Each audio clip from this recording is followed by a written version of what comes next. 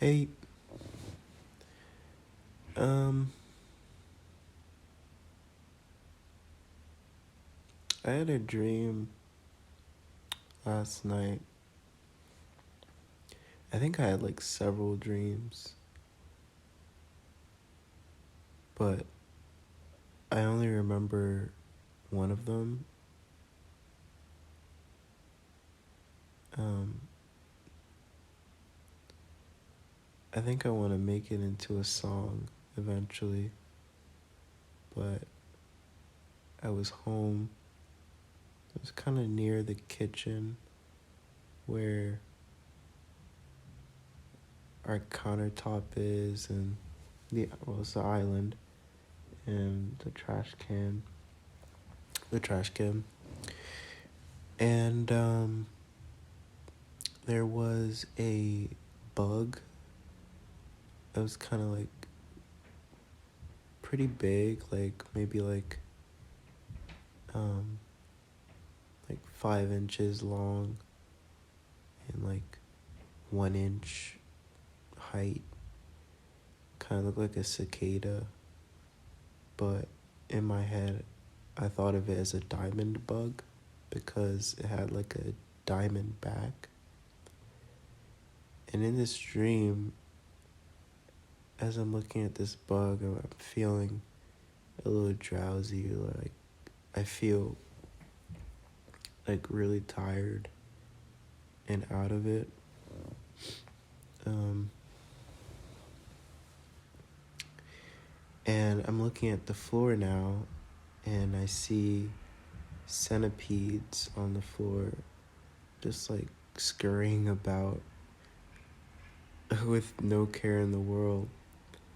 And I think I tried to step on them at first, and I kind of miss, and then I see some spiders on the wall,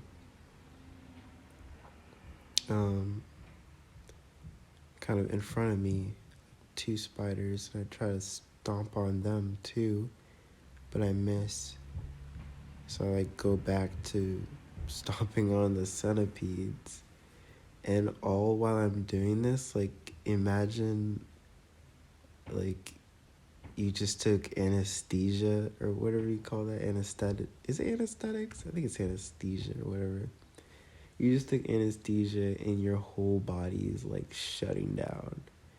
That's how it felt when I was trying to step on them. And when I was trying to step on the centipedes, one of them managed to get on my leg and it was crawling up my leg in such a weird way. It was coming really fast and I could feel it crawling up my leg, and I fall to the ground, and all I could imagine or feel was this idea of the centipede just devouring me, just taking me in and eating my flesh. I don't even think that's necessarily what happened, but after that I woke up and I was trying to move my leg, and it was very difficult. Kind of felt I was kind of entering that stage of um, sleep paralysis, where it's really hard to move. I've had a few sleep paralyses. Um, I've only had one where I saw a really creepy dude, but like most of them were just I wake up and my limbs are just goodbye. I don't exist anymore. So that's my experience with sleep paralysis. Lately I've been having dreams, I think mainly because I've been sleeping at 10 more consistently, so it's my brain is kind of happy that I have enough time to actually enter a dream state. Usually I would be going to bed 1 or something like that, and I wouldn't really and I would be like watching something or looking at a screen. So it would be very hard to like dream in a way. Um, I hope you can hear me. The waves are looking like they're not really moving much. Maybe I'll go a little closer to the phone. Well, whatever. I'll just probably boost the volume if anything. So I had this dream and I wake up and I'm like really drowsy, really tired, and all I'm thinking in my head is just the thought of a diamond bug and some centipedes, um, as like the title of the song. There are a lot of like research on like meanings of dreams and like when you lose your teeth in a dream, when you fall, um, like roller coasters, not being able to hear your screams or whatever. There's just a lot of like interpretations of dreams. I think this one is kind of like dealing with my inability to do things that I'm confident in because I'm tired, or at least just very like out of it. Um, and so it feels like a much bigger threat than it is. It feels like I can barely stomp on those things and they just scurry past and eventually they come and devour me. I feel like that's kind of the main way I would see it. I don't necessarily understand the diamond bug because it was like kind of like yeah, like I said, like a centipede. This was like pretty big and it was like kind of along the side next to the trash can. I could get into the layout of my kitchen, but I'd rather not. So if y'all have any thoughts on that, let me know. Um, I think it's pretty cool that that's what I was thinking about. I don't know. Like a centipede, they have a lot of legs. And I think that some of the tasks that I do have a lot of like steps to them. So maybe that's something along the lines as to why that's what I want to stomp on. Maybe the diamond bug is like a watcher, and maybe the spiders are kind of like watchers too, or something like that, or other goals that seem a little harder. Um, like diamond bug, spider, then centipede. I think it's interesting to see like how much there were, because there was like one diamond bug, then there was like two spiders, and then I don't know how many centipedes, but there's definitely a lot of centipedes on the floor. They're like reddish colorish, I think, reddish color. Yeah, I don't know what else to say about that, but that was my dream that I had recently. Um, I'm home alone, and there's a goddamn blackout in my neighborhood, so I'm on the couch with a little candlelight and some books on the table. It's definitely draining, I'd say, to be longing for connection with others in moments like this. Like, I know I could call a friend and they might be available and they might not be, but that like physical longingness is clearly not there when you're alone. I could hug myself, I could hold myself, I could feel warmth as much as I can,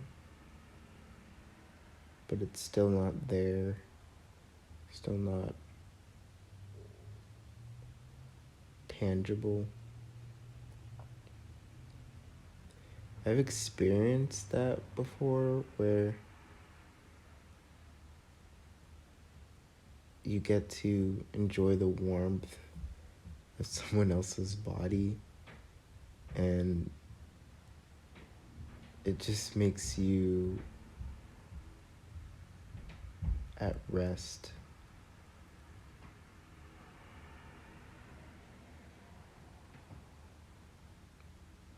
Majority of times it's just people that like you're romantically interested in. But I've definitely connected with people that I've just enjoyed their presence and just being next to them, being by their side, and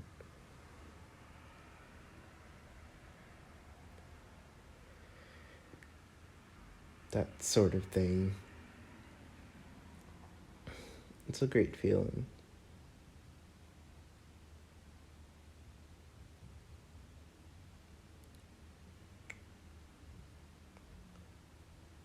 I don't know if it is, well, I guess it is a large amount of people who aren't experiencing that right now or wherever they are.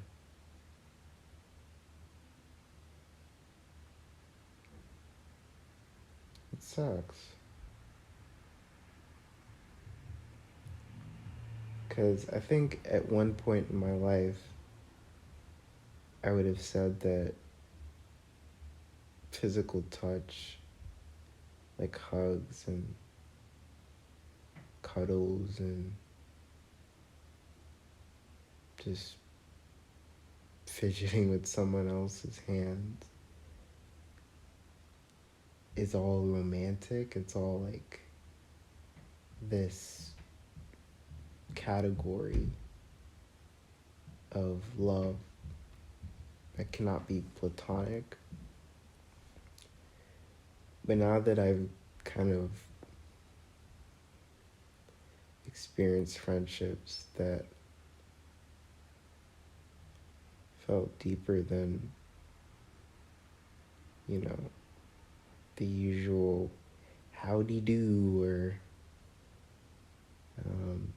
checkups and stuff like that.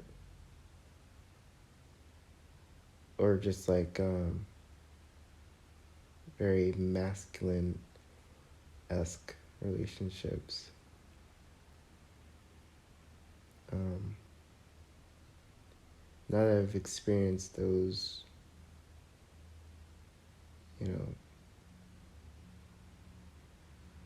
passionate, freeing, emotional relationships with friends, sometimes physical can be through a screen, I think.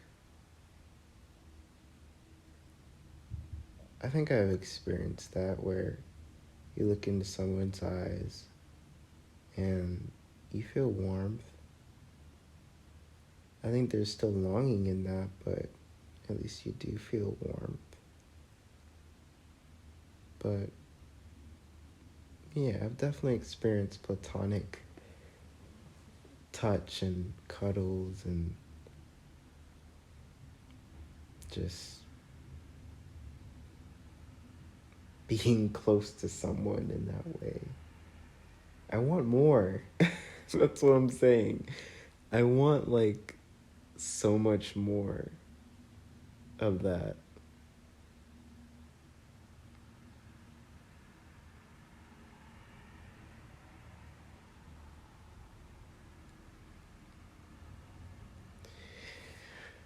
It's unfortunate that we can't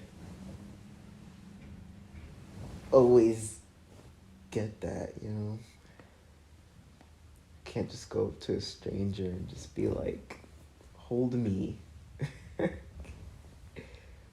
hold me, and just feel that, you know?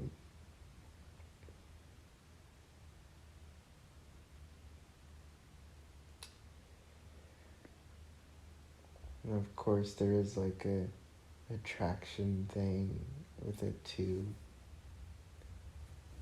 Like, I feel like the people that I'm willing to hold are always people that I've connected with, you know? Like, it would be very hard for me to be held by a stranger that I just don't feel connected with. Like, when I look into their eyes. When I mean connected, I think I just mean, like, I kind of get you even if I haven't really talked to you as much. Um, and that can also be, like, within the idea of, like, someone that you've talked to for a while. Um, but yeah, I've like I've walked on a sidewalk and I've seen people and looked into their eyes and I'm just like, okay, hi. You know, you don't really get that connection, but sometimes you look into someone's eyes and you're just like, damn, you know, damn. I'm the type of guy that like looks at, well, yeah, any gender really, and if I see, well, I guess it's like kind of like a type of eyes where it's like really in thought or really passionate or really goofy or really like um, moment filled, then I just kind of like melt into that. I don't really smile at that. I guess sometimes I think it's not really representative of what I'm feeling. It's more like just a stare, which can be creepy. Be very creepy if you're not actually approaching people. But I can't deny that some people are just really beautiful to see. And it's not always like easy to just talk to people, you know? Like, you can't just go up to certain people and just talk to them if they're busy doing things or you're doing things. So I like to admire.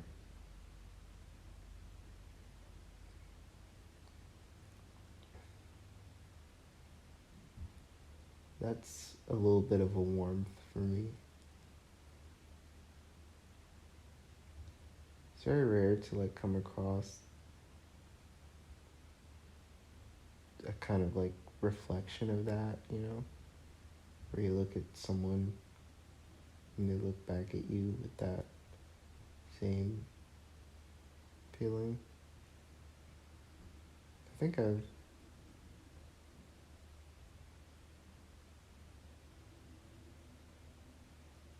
I think I've felt close to that feeling,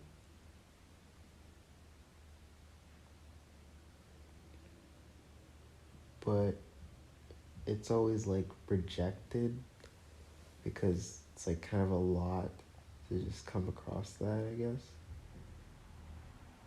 Like you look at someone and they're looking at you and you both stare at each other for a while and then you kind of like look away because that's weird and that's awkward. um, I know there's like some psychology behind that. Like you're instantly becoming the subject of someone else's gaze, and that brings them comfort in a way. Interesting stuff about psychology and whatnot. Things that I'm not familiar with as much as I'd like to be.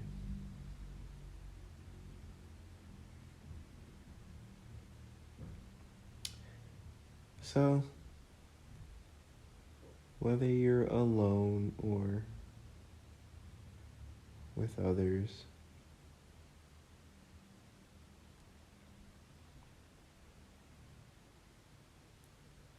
I think they're both worth exploring and being present for, even though they can be scary or daunting, painstaking,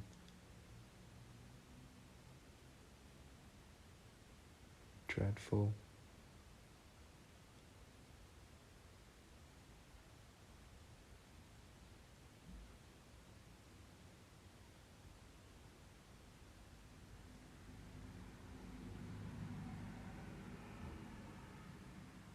Ain't that just the way?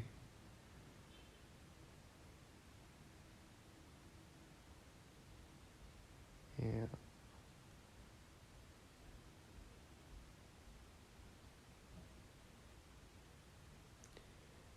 Well, this has been State of Mind Podcast.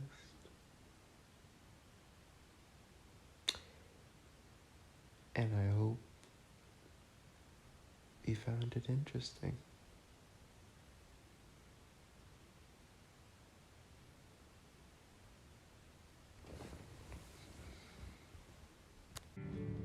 Okay, I know no one's gonna believe me, but